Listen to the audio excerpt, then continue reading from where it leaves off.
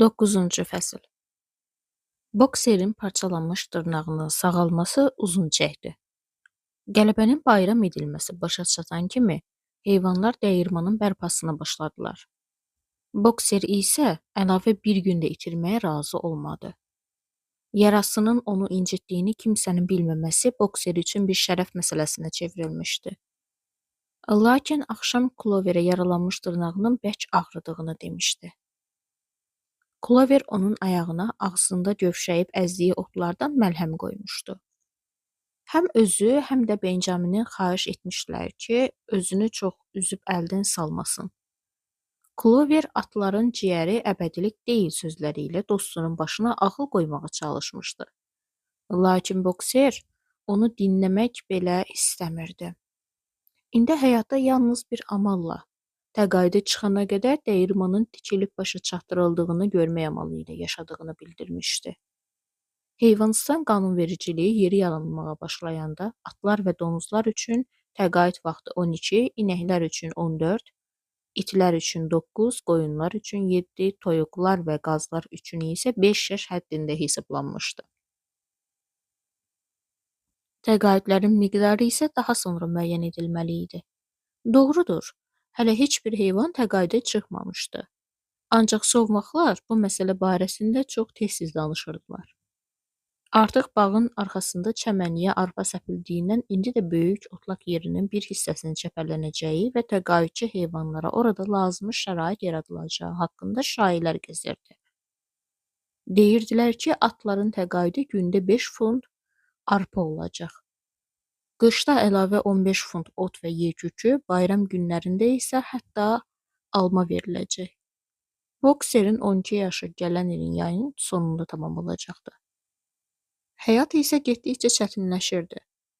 Qış keçən ilki kimi sərt keçirdi. Yem ötən ildəkindən də az oldu. Köpəklərlə donuzlardan başqa digər heyvanların ərzaq payı azaldılmışdı.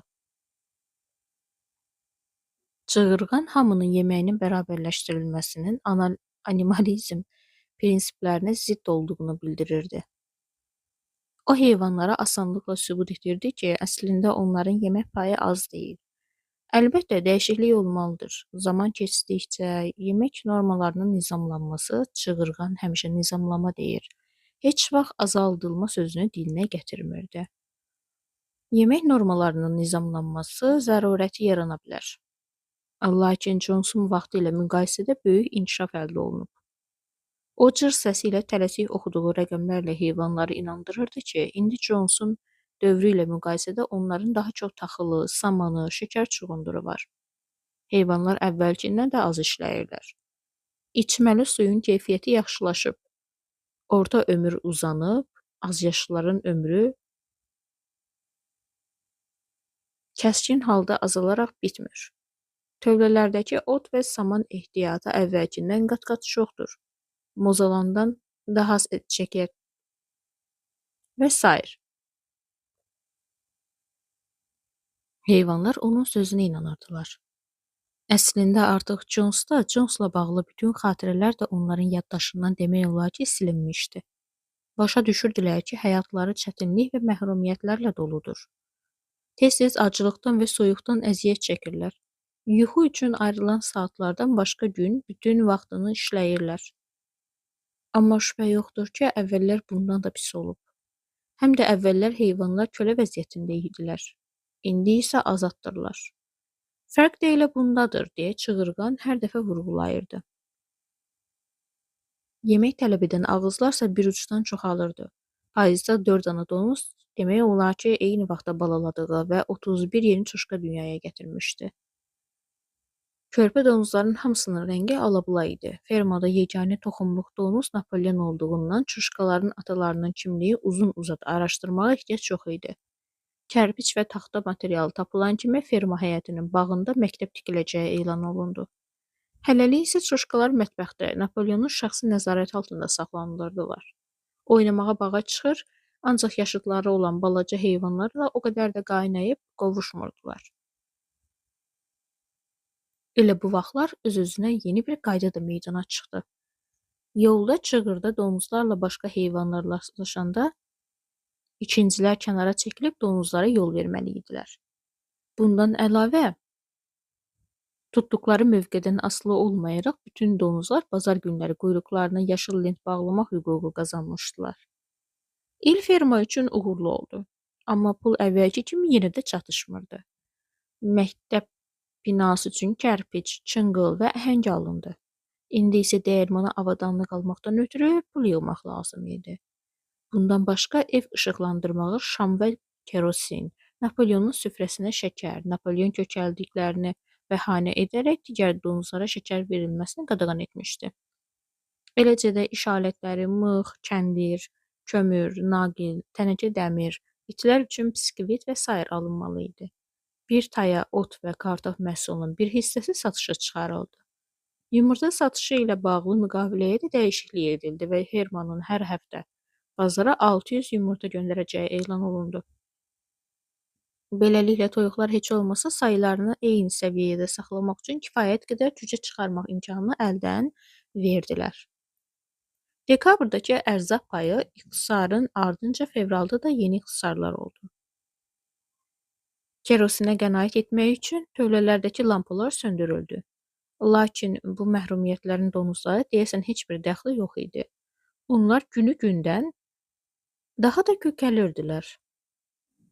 Heyvanlar fevral günlərindən birində günorta çağı mətbəxin arasındakı balaca tikilidən Johnson vaxtından istifadəsiz qalan otaqdan ətrafa naməlum, ilıq və doyurucu bir iyi yayıldığını gördü. Kimsə bunun qovrulmuş arpa iyi olduğunu dedi. Heyvanlar iyi acgözlüklə sinələrinə çəkdilər və fikirləşdilər ki, yəqin arpanı onların şam yeməyinə qarışdırmaq üçün qovururlar. Ancaq həmin gün isti yemək üzü görən olmadı. Növbəti bazar günü isə bundan sonra bütün arpa ehtiyatlarının yalnız donuzlara sərf ediləcəyi bildirildi. Artıq bağın arxasındakı sahəyə arpa səpilmişdi. Sonra başqa bir yenilik yayıldı. Bundan sonra gündə hər donuza bir pint, Napoleona isə bir qalon pivə veriləcək. Napoleonun pivə payı bir qayda olaraq Crown derbi servizinin qazancasında gətirilirdi. Lakin taleyin çox acılarını unutduran bir təsəlli var idi. Heyvanlar indi əvvəlkindən qat-qat ləyaqətli yaşadıqlarını düşünürdülər. Nə qədər mahnılar oxunur, nitqlər dinlənir, nümayişlər keçirilirdi. Napoleon həftədə bir dəfə körtəbii nümayişlər adlı tədbirin keçirilməsini əmr etmişdi. Tədbirdən məqsəd heyvansanı mübarizələrini, zəfərlərini təbliğ və tərənnüm etmək idi. Təyin olunmuş saatlarda heyvanlar iş yerlərini tərk etməli və qabaqda donuzlar, arxalarınca atlar, inəklər, qoyunlar, ev quşları və s. olmaqla hərbi addımlarla fermanın ətrafında dövrə vurmalı idilər. Nümayiş zamanı köpəklər cihanlarda olurdu. Hamıdan qabaqda isə Napoleonun qara xoruzu addımlayırdı. Bokserlə Clover həmişə üzərində buynuz və dırnaq şəkli, ha belə yaşasan yoldaş Napoleon şüarı ilə bağlı bayrağı qaldırdılar. Ardınca Napoleonun şəninə yazılmış şeirlər oxunur. Çığırğanın fermada məhsul istehsalının durmadan artması, ha belə keçmişin məhrumiyyətləri ilə bugünkü azad həyatın müqayisəsi üzərinə qurulmuş nitqləri dinlənirdi.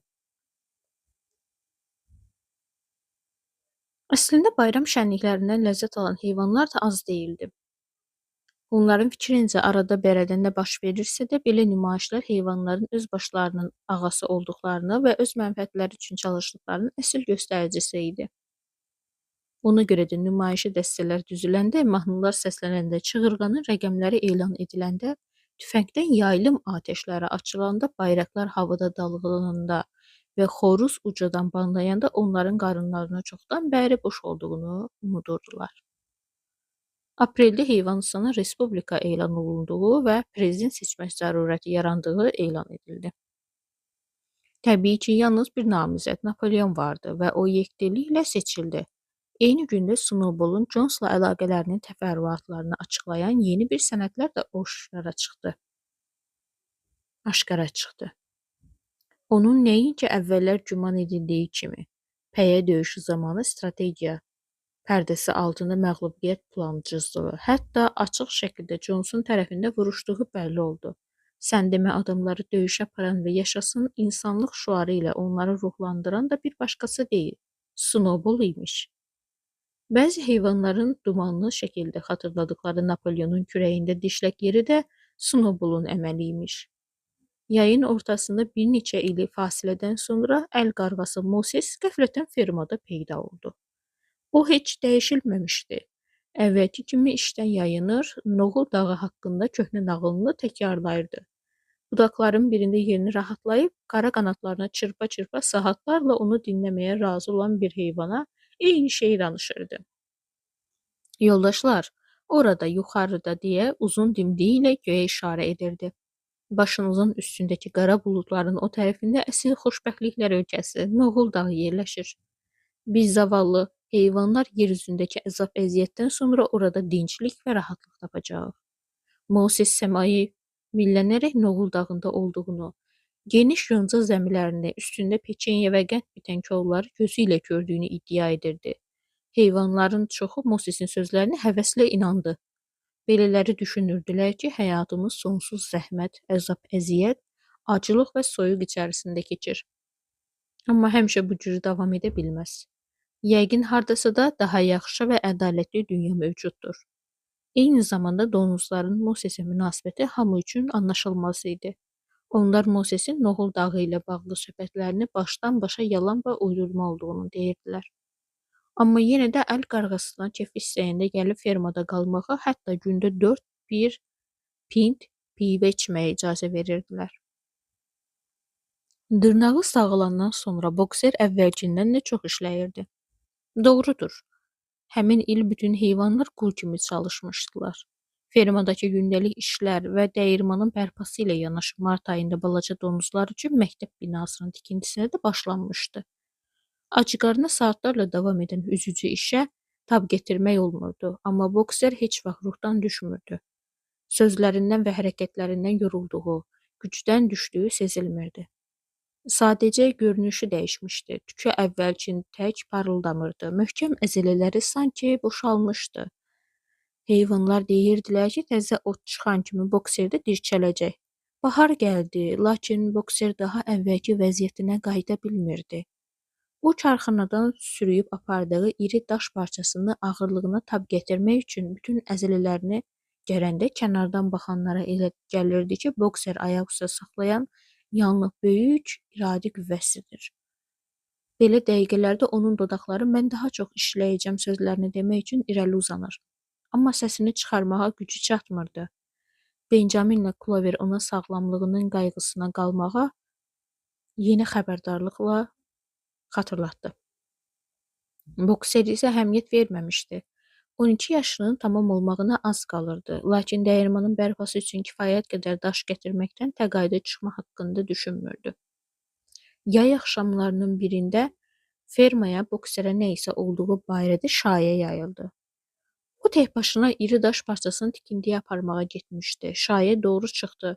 Bir neçə dəqiqə sonra iki göyərçin bədxəbərlə geri döndü. Bokser yıxılıb böyrü üstə qalıb. Ayağa qalxa bilmir. Heyvanların çoxu dəyirmanın tikildiyi tərəfə qaçdı. Bokser boynu irəli uzanmış halda daşların arasına yıxılmışdı. Hətta başını qaldırmağa da xeyri yox idi. Gözləri şüşə kimi hərəkətsiz qalmışdı. Böyürləri tərləmişdi. Ağzının kənarlarından nazik şırımla qan axırdı. Clover onun yanına diz üstə çöktü. "Bokser!" deyə qışqırdı. "Axı sənə nə olub?" "Ciyərim," Bokser zəif səslə cavab verdi. "Amma boş şeydir. İndi dəyirmanı mənsiz də tikib qutara bilərsiniz. Nə qədər daş lazımdırsa gətirmişəm. İşləri mənsiz də tikib qutara bilərsiz." Bu işləri başa çatdırmağa bircə ayım yetmədi. Sənə doğrusunu desəm, artıq istirahət haqqında fikirləşirdim. Benjamin də daha yaşad olub. Düşünürdüm ki, bəlkə ikimizə də birlikdə təqaüdə çıxmağa imkan yaradarlar. Təcili kömək lazımdır. Clover dilləndi. Tez qaçıb çığırğana məlumat verin. Qalan heyvanlar çığırğana xəbər çatdırmaq üçün tələsik fermaya yollandılar. Bokserin yanına Cloverlə Benjamin qaldı. Benjamin sakitcə onun böyründə uzanıb quyruğu ilə mığmığaları qovurdu. 15 dəqiqədən sonra çığırğan özünü yetirdi. Canı yananlıq edir, hayfslanırdı.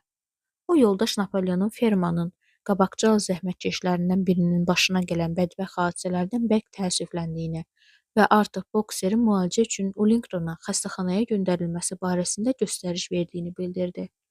Xəbər heyvanları biraz çətin vəziyyətə saldı. Çünki Molly və Snowballdan başqa indiyə qədər ferma ərazisini tərk edən heyvan olmamışdı. Həm də xəstə yoldaşlarının insanların əlinə düşməsini istəmirdilər. Lakin çığırğan heyvanları Ullingtondakı cərrah baytarın bokseri fermadakından qat-qat tez və yaxşı müalicə edəcəyini asanlıqla inandırdı. Təxminən yarım saat sonra bokserin vəziyyəti biraz düzəldi. O çətinliklə yerindən qalxıb ayaqlarını sürüyə-sürüyə Benjaminlə Cloverin uzanıb dincəlməsi üçün artıq döşəməsindən quru saman tökdükləri tövləsinə yollandı.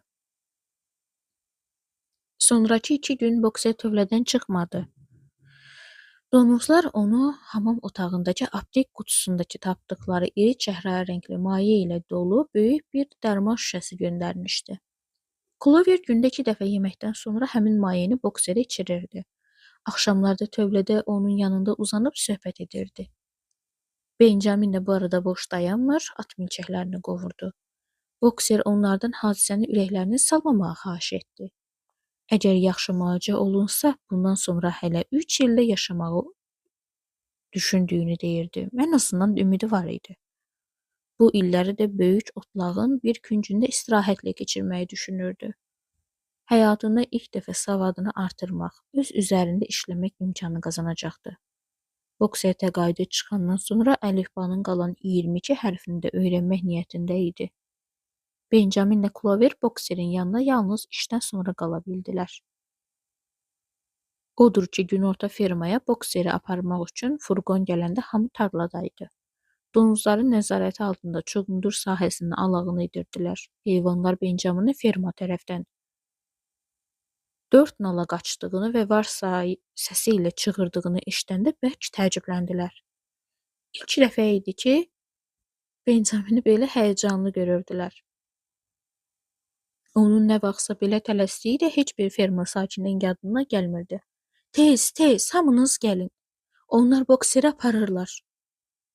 Benjamin qışqırdı. Heyvanlar nəzarətçi donuzların icazəsini gözləmədən işi buraxıb tələsik fermaya qaçdılar. Doğrudan da həyətdə 2 at qoşulmuş, üstü örtülü böyük furqon dayanmışdı. Furqonun böyrünə nə isə yazılmışdı. Qozlada üz-gözündən biclik yağan balaca boy bir adam şlyapasını düzəldərək oturdu. Bokserin tövlədəki yeri boş idi. Heyvanlar furqonu dövrəyə aldılar. Hələlik bokser deyə xorla qışqırdılar. Hələlik, görüşənə qədər. Səfehlər, başıboşlar. Benjamin ətrafda dövrə durub dırnaqları ilə torpağı göyə sovuraraq qışqırdı. Kütbeyinlər, görmürsüz furqonun böyründə nə yazılıb? Heyvanlar furqona baxdılar. Ortalığa sükut çökdü. Muriel hərfləri höcələməyə başladı. Lakin Benjamin onu kənara itələyib lal səssizlik içərisində bərkdən oxudu. Alfred Simong, at sallaxanası və sabun bişirmə, Ullington, dəri və sümük emalı, it yemi. Başa düşmürsüz bu nə deməkdir? Onlar bokseri sallaxanaya aparırlar. Bütün heyvanlar sinəsindən dəhşətli fəryad qopdu. Elə bu anda Qozladakı adamın qamçısı havaya vıyıldadı və atlar yerindən götürüldü. Heyvanlar da var səsləri ilə çığıraraq furqonun dalınca qaçdılar. Clover özünü qabağa atdı. Furqon sürətini daha da artırırdı. Clover ağır paçaların imkan verdiyi qədər bərk qaçmağa çalışırdı. Bokser deyə o qışqırırdı. Bokser, bokser, bokser. Elə bu anda ətrafdakı səs-küyü eşidən bokserin qaşqalını furqonun arxa pəncərəsindən göründü. Bokser! Clover qorxunc səslə qışqırdı. Bokser, tez ol, yerə atıl. Onlar səni öldürməyə aparır. Hamı xorla qışqırışırdı. Bokser, yerə atıl, yerə atıl. Lakin furqon artıq sürətini artırmış, heyvanlar da arxada qalmışdılar. Bokserin Cloverin sözlərdən başa düşüb düşmədiyi də bəlli deyildi. Bir an sonra onun üzü pəncərədən çəkildi və içəridən zərblə furqonun divarına çırpılan təpik səsləri eşidildi. Bokser özünü qurtarmağa çalışırdı. Bəzi anlarda heyvanlara elə gəlirdi ki, bu dəqiqə bokserin təpik zərbələrindən furqon paramparça olacaq. Lakin heyhat, artıq onun gücü tükənməkdə idi. Zərbələrinin səsi hər dəfədə zəif eşidildi. Sonra isə tam sakitlik yarandı. Ümidsizlikdən başlarını itirmiş heyvanlar furqona qoşulmuş atlara müraciət edirdilər. Yoldaşlar, yoldaşlar deyə onlar qışqırırdılar. Öz qardaşınızı ölümə aparmayın. Lakin heç bir şey anlamayan bu kütbeyin məxluqlar qulaqlarını qısaraq daha da bərk qaçmağa başladılar. Bokserin sifəti bir daha furqonun pəncərəsindən görünmədi. Son anda heyvanlardan bəzilərinin ağlına qaçıb beşlaylı darvazanı bağlama fikri gəldi. Lakin artıq gec idi. Furqon darvazadan çıxıb böyük yolda gözdən itdi. Heyvanlar bir daha Bokseri görmədilər. 3 gün sonra həyatını xilas etmək üçün göstərilən bütün səylərə baxmayaraq, onun Wellington xəstəxanasında keçindiyi elan olundu. Xəbəri heyvanlara çatdırmaq üçün çığırğan özü gəlmişdi. Dediyinə görə həyatının son saatlarına qədər Bokserin yatağının yanından çəkilməmişdi. Bu bütün ömrüm boyu gördüyüm ən təsirli səhnə idi, deyə çığırğan dırnağı ilə göz yaşlarını silərək danışırdı. Axırıncı dəqiqəyə qədər onun yatağının başında dayanmışdım. Ən son anda dodaqlarını qulağıma yaxınlaşdırıb bizdən həmişəlik ayrılarkən yeganə dərdinin yalnız dəyirmanın yarımçıq qalması olduğunu dedi. İrəli yoldaşlar deyə pıçıldadı. Üsyanımız naminə irəli, yaşasın heyvanistan, yaşasın yoldaş Napolyon. Napolyon həmişə haqlıdır. Bunlar Bokserin son sözləri idi, yoldaşlar. Bu yerə çatanda çığırğanın sifəti dəyişildi. Bir anlıq sustu. Yenidən nitqə davam etməzdən əvvəl xırda gözləri ilə şübhəli dörd bir tərəfə baxdı. Çığırğan daha sonra Bokserin müalicəsi zamanı fermada yayılan səfeh və qərəzli şayiələrdən xəbəri olduğunu bildirdi. Kimsə Bokseri xəstəxanaya aparanda furqonun böyründə at sallaxanası sözlərini oxuyub və buradan tələsik belə nəticə çıxarıb ki, güya onu öldürməyə aparırlar. Hər hansısa bir heyvanın bu dərəcədə axmaq olması inanılmaz şeydir deyə çığırğan quyruğunu yuxarı aşağı qaldırıb sağa-sola atıla-atıla qışqırdı. Bəlkə belələri bu məsələləri sevimli rəhbərimiz yoldaş Napolyondan daha yaxşı bilir. Əslində hər şeyin çox sadə izahı var. Əvvəllər furqon həqiqətən də sallaxananın olub, lakin sonra baytarlıq xəstəxanası onu satın alıb. Sadəcə köhnə yazıların üstünü rəngləməyə imkan olmayıb. Anlaşılmazlıq da buradan əmələ gəlib. Heyvanlar bu sözləri eşidib içlərində bir rahatlıq duydular. Sonra çığırğan ölüm yatağında olan Bokserə böyük qayğı göstərilməsindən, Napolyonun əsla tərəddüd etmədən onun müalicəsi üçün ən bahalı dərmanlar alınmasından göstəriş verməsindən yerli yataqlı danışdı və nəticədə heyvanların sonuncu şübhələri də dağıldı.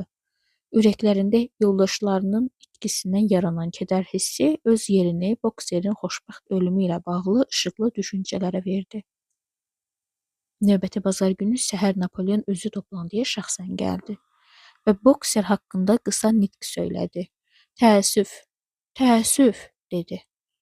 Mərhum yoldaşımızın nəşinin qalıqlarını gətirib fermanın ərazisində dəfn etmək mümkün deyildir. Lakin mən artıq fermanın bağında dəfnə budaqlarından böyük bir əkli hazırlamağa və onun sonra isə domuzlar Bokserinin ruhunun şərəfinə böyük ziyafət verməyi təklif edirlər.